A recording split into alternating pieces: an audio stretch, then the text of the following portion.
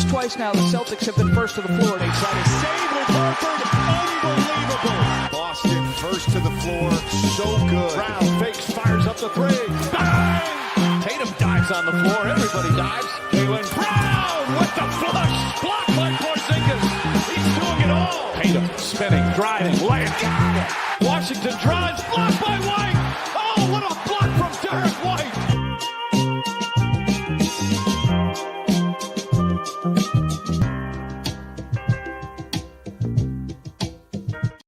Welcome in. First to the floor, Ben Vallis and Wayne Spooney with you in the afterglow of the Celts' double-digit win over the OKC Thunder. What a nice little pocket of time to be in, Spooney. How's it going, man? It's just absolutely beautiful, Ben. You know, you go into a game against OKC, and I don't expect to win. There's like a couple teams in the league where I go in being like, a win would be nice. But honestly, I don't want to get over my skis, but kind of a dominant win in a lot of ways too. Like the way the offense clicked and generated open looks was the first time outside of like memeing and getting hyped, like where I'm sitting down and like, I actually think this team might be a championship contender and like 100% full analytical mind, not just fanboyism. Yeah, I can't help but go there, like with a win that decisive and like the junctures where it gives you that level of hope is like, okay, slow start early. They overcame that over like a really solid team on both ends of the court where it's like there's no margin for error. And if you fall behind early, your chances of recovery are slim. And then late in the game, like getting into what was essentially clutch time. I don't know if it got down to like within 5 points or within 5 minutes, but like you're just like, oh, I know how this goes. Like the Shea just gets the ball in every possession, high pick and roll, mid-range pull up, bucket. They get a bunch of stops on the other end, and it's lights or curtains for the Celtics. And they just kept themselves in it, kept fighting, kept recovering. The Jays had 10 turnovers between them, and yet like they managed to keep the Thunder to less than 1 point per possession in transition as well. So they just kind of like plugged all the necessary gaps, and it wasn't perfect, but it was good enough.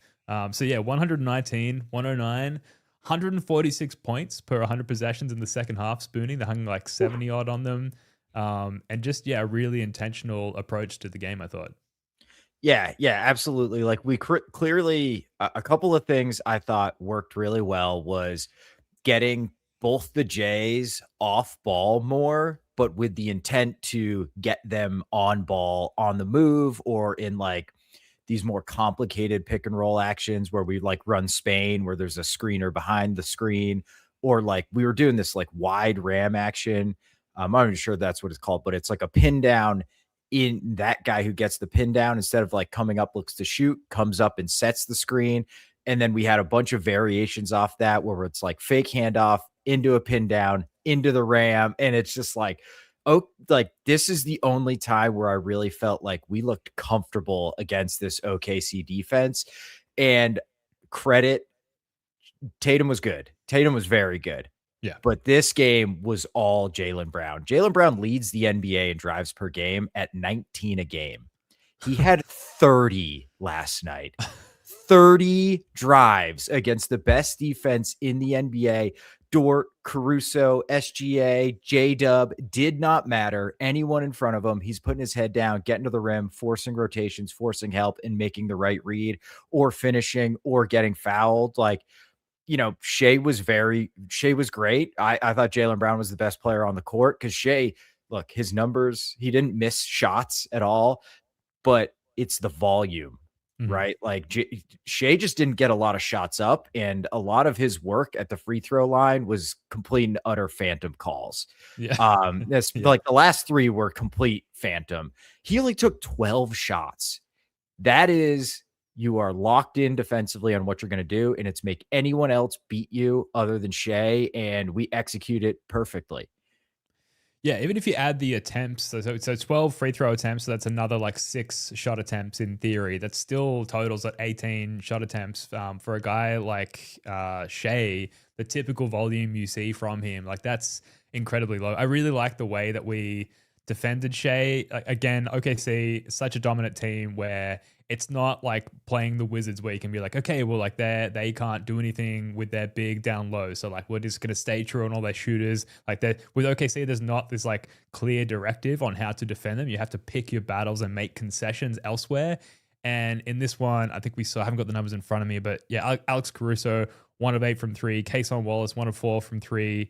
There's other examples of that. AJ Mitchell, rather, 0 of 3. Like we definitely shaded towards SGA more than we would have like your typical like replacement level point guard. There's a lot of attention going to Shea. You're giving up potentially more wide open looks to their shooters, and it just worked in this instance. And because of the way that our defense works and how quick and fluid our rotations are, like giving up conceding a wide open look to their role players, it's not your standard wide open look. The pressure is always there. The chase down, the closeout is always like breathing down your neck, and we've got the personnel to really support that. So I really loved the format, the approach that we took to defending them. And you can definitely see that play out in the numbers with SGA in this one. Yeah, one thing I thought we did was like Tatum got the Chet matchup. I was talking about that with Jake the other night. It was Tatum on Chet for large swaths of this game, and Tatum just like ignored him, which Chet is, you know, I've heard some all NBA talk for him. Like I'm not there with him, but he's a damn good player. He's an all-star, but he does not want to get a high volume of threes up. Last 5 games, he's taken 2, 2, 1, 4, and 2. And if he was especially above the break, JT was like, don't care. I'm just going to help on Shea anywhere he is. I will be there. Queta did it too when he was on Chet. Queta did it on Hartenstein a lot. And basically we were like, if it's a corner kick out, we are going to get out to that guy and hope we can just rotate behind it.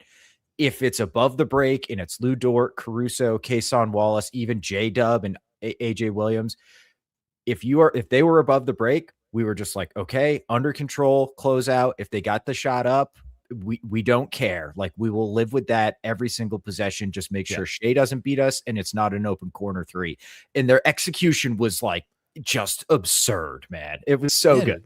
Oh, it was awesome. Again, very intentional. And then, like you say, the execution of what was intended was near perfect. And then on the other side of the ball, forcing the Thunder to defend in ways that they are very much less comfortable doing. I saw a lot of smaller guards, Isaiah Joe, AJ Mitchell, in screening actions. There was a late play where JB had the ball and they used Pritchard as the screener, and it did 2 things. It forced AJ Mitchell to come in and like have to defend Jaylen Brown as the ball handler, but then Peyton Pritchard just popped into like oceanic levels of freedom and space and was able to cash a 3 in that instance. And I just love how quick and fluid they got into that action within that juncture of the game. It was so intentional. Just like everyone like locked in on the same objective. It was really good to see. And then I saw a lot of bigs defending on islands as well, whether it was Shet or Isaiah Hartenstein, just like out, up towards the 3-point line, having to go 1v1 against one of the Jays. Just like wouldn't wish that upon my worst enemy, being in that situation, and just cooked. And I know like Tatum is still getting back to 100%. I think I want to make sure we spend more time on Jaylen, but this was like yet again Tatum's best performance back, his 9th game back since returning from injury. And yeah, like just the way that he was able to take Shet to the basket a couple of times. I just thought this game was really impressive, and that instance of their offense was really impressive as well. Yeah, but both the Jays, but yeah, look, we're focusing on Tatum because Jaylen's been doing this shit all year. He did it 2 weeks ago to Oklahoma City, right? So that's partially why like we're focusing on Tatum a little bit. And I make no mistake, Jaylen was incredible, best player on the floor. But yeah, I think Tatum's passing is the one thing that has really jumped out to me, is like having a high volume on ball guy that's 6'9". He can just make some passes that Derek White and Peyton Pritchard can't. And Jaylen can't really either. Jaylen's a few inches shorter and just doesn't quite have the court vision, even though he had a great passing game. Like there was a few corner kicks where I'm not even sure how Tatum like got the ball there. And Hauser missed like half of them too, which is the crazy part. And I thought Tatum did a really, really great job, and Nemi did a great job catching in the short roll, but catching high and staying high, because if you're the big, especially if you're Nemi, where you're not like a ball handler, you're not Bam, right? if you put that ball down against OKC, it's gone. Your arms will get slapped multiple times. The refs will not call it, and they'll be going down with a steal to the other end. Every time, Nemi, catch high, either finish high or make the pass high. Instant, every single time. And I thought both the Jays did an awesome job when they got trapped, doubled, or hedged. They made that decision really, really quickly, either to skip it to the corner or hit Nemi on the short roll. And then Nemi made the right decision like every time. He did not have a turnover, despite like feeling like Nemi was pretty involved. He was in a lot of dribble handoffs and catching in the short roll a lot, and he did not turn it over. Yeah, it's one of the things I really loved about this game and like how this later stage of the season is sort of eventuating is the Jays' kind of dominance, for lack of a better term, in relation to one another, where, and again, we'll get back to Jaylen, but like the 30 drives and the bull in a china shop and just the like physical dominance. I think it's interesting how like Shea is described as like slippery in his way of like getting, like cracking the defense and getting to the paint. JB is like quite effective in that sense and like getting to the paint, but it's not a slipperiness. It's like just total like battering ram. Like it's just a different kind of dominance and effectiveness. But then Tatum, in contrast to what Jaylen was doing, Tatum's utilization of the bigs, like hitting them on the roll, the short roll, or like cutting from the dunker spot, just like the perfect reaction to whatever coverage is thrown at him defensively. Z Gamer in the chat mentioned the Luka Garza laser pass where the defense blitzed Tatum. And even then, it's like he's not rushing to get the ball out of his hands. He's waiting until Luka is like open under the basket and somehow slips that pass in. He hit a cutting Neemias Queta for that poster on chat as well, which was awesome. And then that skip pass to Jaylen Brown, who was kind of like lifting up from the corner, I think. And then Garza had screen the lower defender. And then Derek White just came over for this really like sneaky late screen, like kind of as the ball was in the air. That was fucking incredible. And I just loved how Tatum picked his spots in relation to how Jaylen was doing it defensively, even clearly for a team as elite as Oklahoma City. Like clearly just a fucking nightmare to deal with. It's awesome.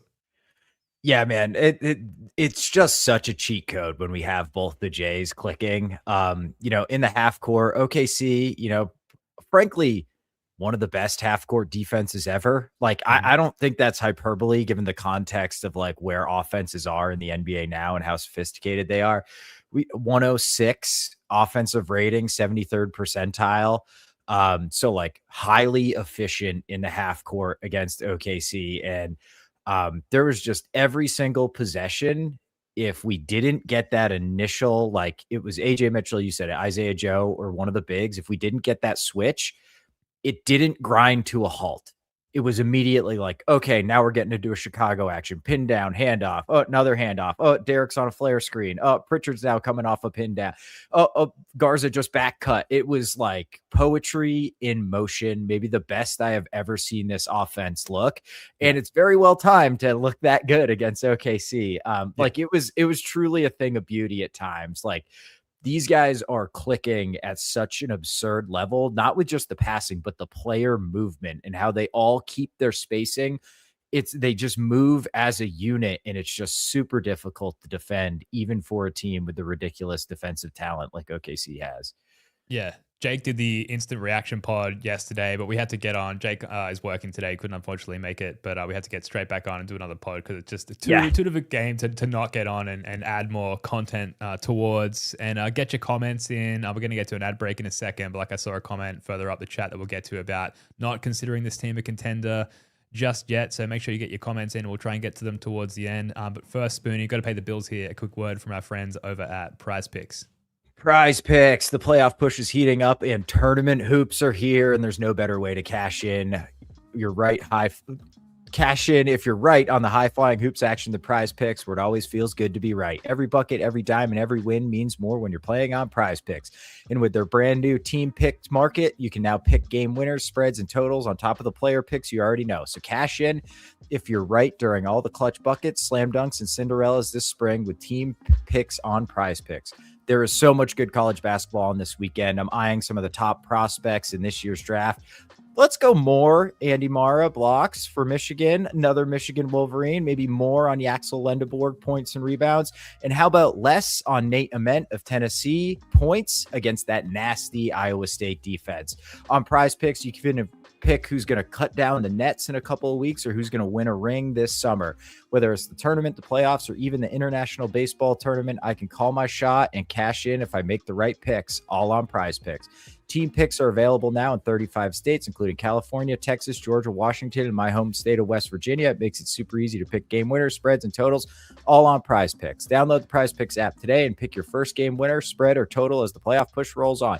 Get $50 in daily fantasy lineups when you play your first $5 lineup when you use code CLNS. That's code CLNS to get $50 off in daily fantasy lineups when you play your first $5 lineup. Prize Picks. It's good to be right. Shout out Prize Pick. Shout out Wayne Spooney for getting all the read in there, almost within the B-reel that we had. Longer than I meant. Yeah. Yeah. Normally we throw the ad reads to Jake, so that was well done. Yeah. So shout out Prize Picks. A great way to supplement your hoops viewing experience. You can use that code CLNS to get yourself a nice deal there, some extra money to play with, and also shout out to Thomas Perez becoming a member of the YouTube channel, supporting the show. All these proceeds, whether it's through money from ad reads or through the Patreon, which you should also join, the link is in the description, or from becoming a member of this channel, it's all going towards our eventual trip to the States to record some pods, possibly in Boston at this stage. I think we were initially planning to head over to Vegas. That's not happening due to some life issues, but I think there's loose plans for us to head over to Boston early next season and set up shop over there and do a couple of pods near TD Garden somewhere. So keep an eye out for that. I want to get back to Jaylen Brown. First play, coming down the court with the ball, head up. I just love this version of Jaylen Brown, which is not a hot take. It's the best version of Jaylen Brown by far we've ever seen, even compared to the title run.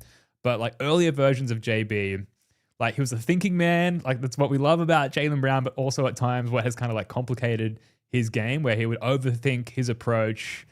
We'd see usually that would manifest in him getting backdoor cut defensively. But now it really feels like he's applying his best traits perfectly to his game. It's sort of a maturation of him as a player, but also as a person as well.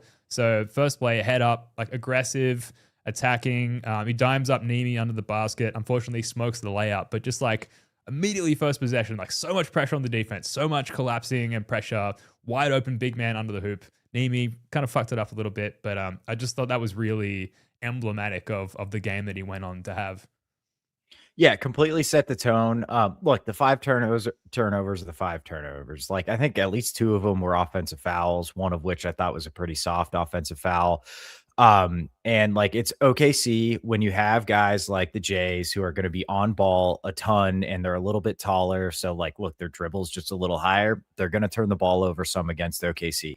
The nice part was they had so much of the ball that they had 10 total and team only had 13. So it didn't really kill us. It's sort of a very standard number to have against this OKC defense. And yeah, man, from the word go, from the tip, you could tell the Jays wanted this one and they were completely locked in. And it just seemed like no matter who was in front of him, Jaylen was just going to go after him. And the combination of his power, speed, and his counters to his drives now too, where it's if he gets to 2 feet and you're kind of stumbling backwards, he's just going to pop the fade away. And he's been splashing those basically all season. The handle is better. He can get through tighter windows. The gathers are cleaner, so he's not losing it on the gather, which allows him to use that strength and athleticism to finish at the rim, where he's got an incredibly soft touch. And then the additional, the passing chops have again taken another level up. And I think that was always kind of Jaylen's problem against OKC, is that he could compromise their defense, but he just didn't see the passes quick enough. So they would rotate on the backside and then they'd be tipping the ball or picking it off, or the pass would get there, but it's too late and there's no more open shot.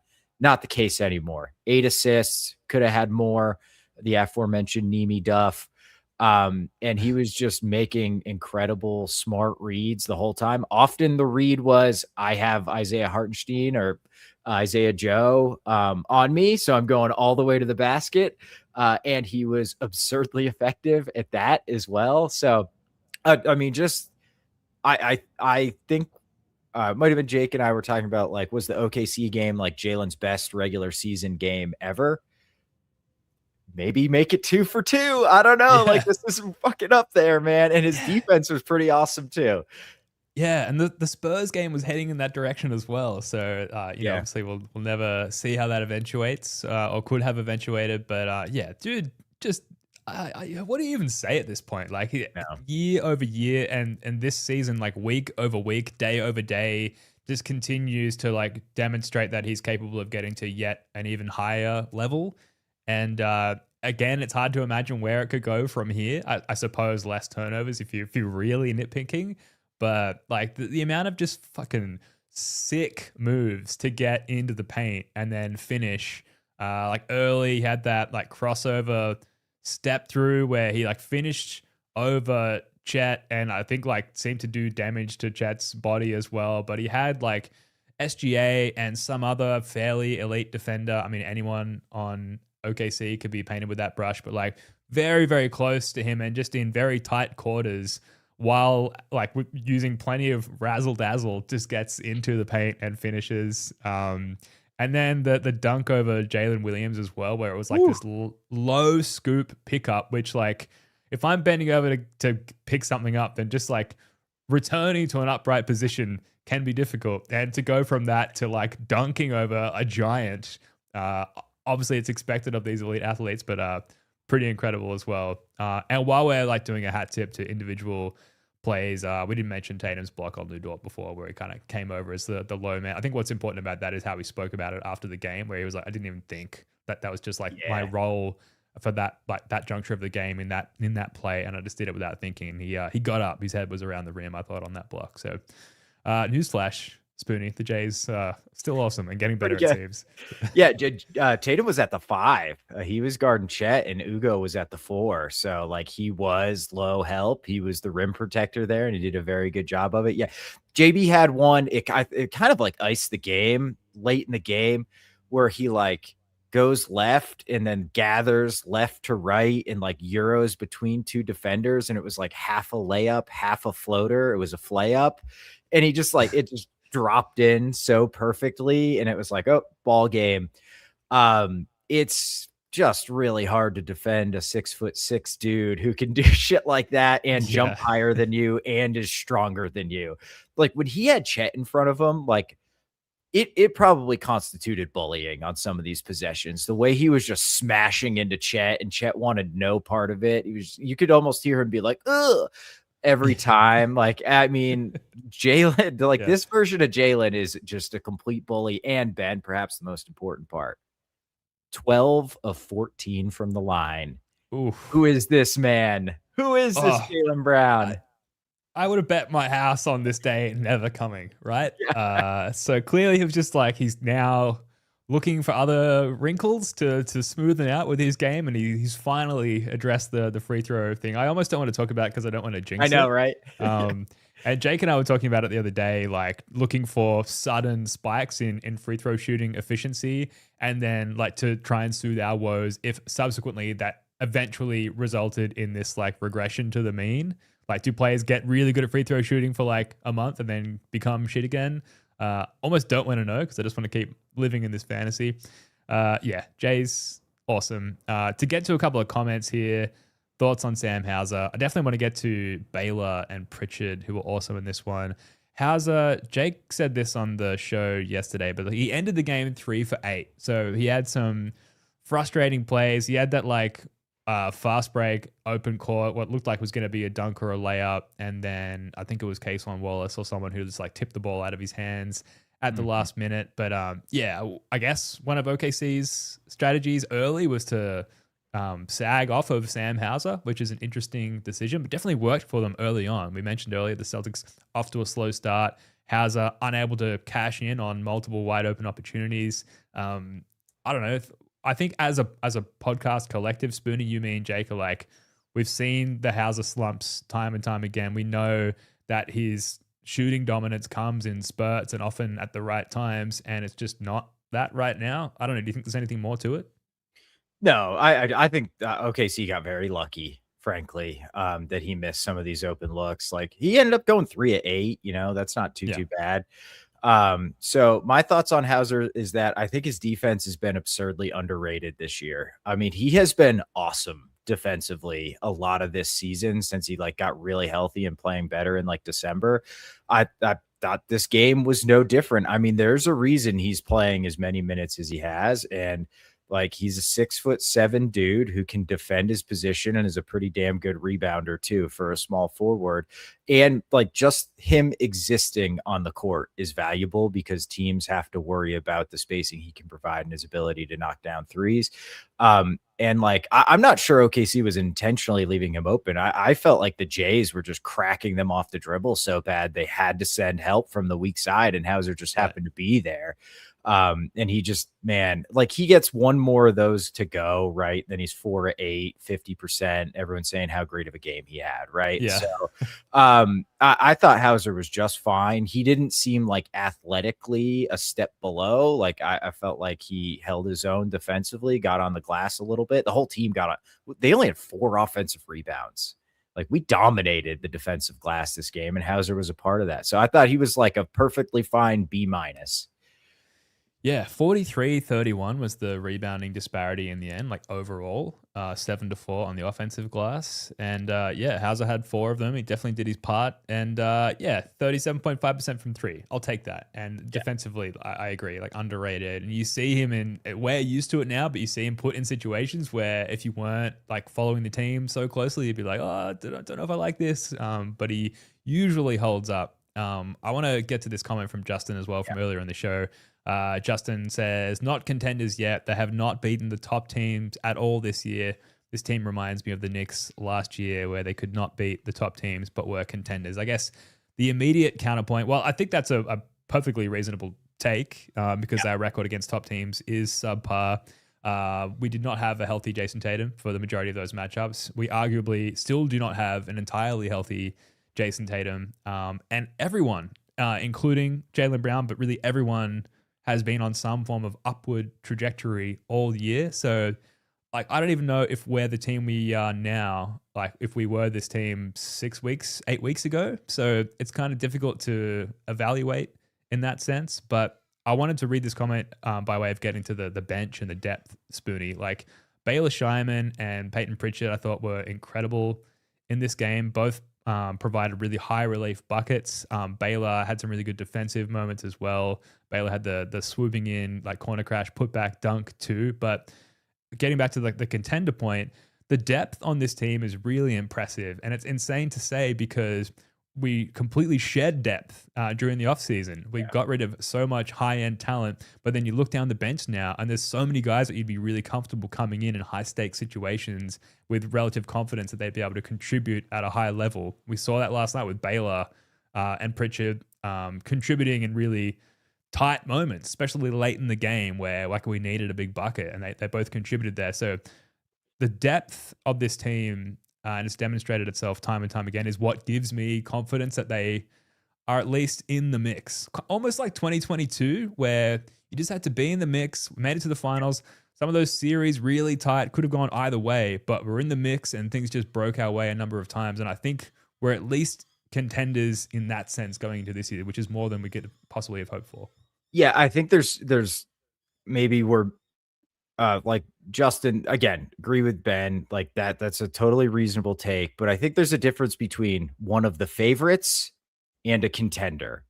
I think the Knicks last year do fit the definition of a contender. Like if that crazy ass Halliburton shot doesn't go in and the Knicks win game 1, I bet that they win that series and then they're in the finals. Like if you have like a reasonable shot, like a legitimate shot to make the finals, I think you're a contender. Maybe you're not one of the 2 or 3 favorites, but you're definitely a contender. And I think that's kind of where you were going with at Ben, is like, we're definitely in the mix. We are absolutely one of like the 3, maybe 4 teams in the East that can make the finals. And if an East team makes the finals, I think we have the best shot of beating any team out West.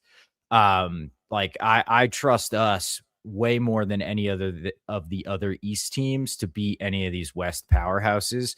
But yeah, and again, to piggyback on what you said, like the Knicks didn't have Jason Tatum getting healthy. If they did, they probably would have been in the finals because they had Jason Tatum to that team instead of Mikal Bridges or something. And they're probably in the finals. So I think that's the big part of it is like Tatum just needs to get closer to 100%. But on the bench stuff, I trust Pritchard intrinsically. He's been in so many playoff games at this point in his career. Like, I don't think the moment will be too big for him. He's going to have his games where he has like 2 or 4 points. Like, that's just kind of the nature of the beast, being a 6'1" bench guy in the playoffs. But he's also going to have a quarter where he drops like 11 points in the quarter and it wins us the game because like a 7-point Celtics lead goes up to like 20 while Pritchard's just white hot. So totally trust Pritchard, and defensively, you know what you're going to get from him. The Baylor, Ugo, Garza triumvirate. I trust Baylor by far the most out of any of those guys right now. Like, I don't think any moment's too big for Baylor. I think Baylor is one of those guys who truly believes like it's game 7 in the finals and it's a 2-point game. Tatum better kick that to me because I'm going to bury it. Like, he's one of those guys. Sure. Ugo sneakily, he's like a -8 net rating in his last 10 games. It's like been up and down for Ugo. I don't think he's looked like too bad, but there's some shooting luck stuff that was kind of popping up his net rating that's coming back down to earth a little bit, but he just needs to do a little bit more on offense for my taste to be a true playoff guy. So I don't think we'll see Ugo. It's the backup big spot that is terrifying because Garza's been awesome all year. I don't trust him in the playoffs. I really don't. And I hope I'm wrong. And we need another big man because Queta's been awesome, but he cannot play 48 minutes. I'm not even sure he can play 32 minutes in the playoffs. So, but I trust Baylor, trust Pritchard, trust Derek, trust Hauser. I think I trust Nemi at this point too. Oh yeah. So like what's that? 8 dudes that, you know, you can go to war with 8.5 guys in the playoffs for sure. So, I mean, I think we're pretty easily in that second level of contender. What about Vucevic? He's going to come back, and I think he at least. Yeah. I mean, I don't know.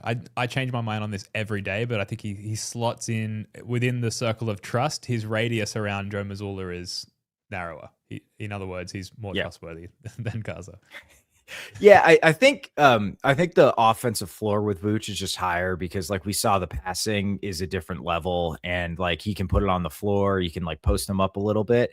I think they're pretty equally bad defensively, although Vooch is a real defensive rebounder. Luka is a below average defensive rebounder for a big. At least Vooch can like clean up the glass when people miss more.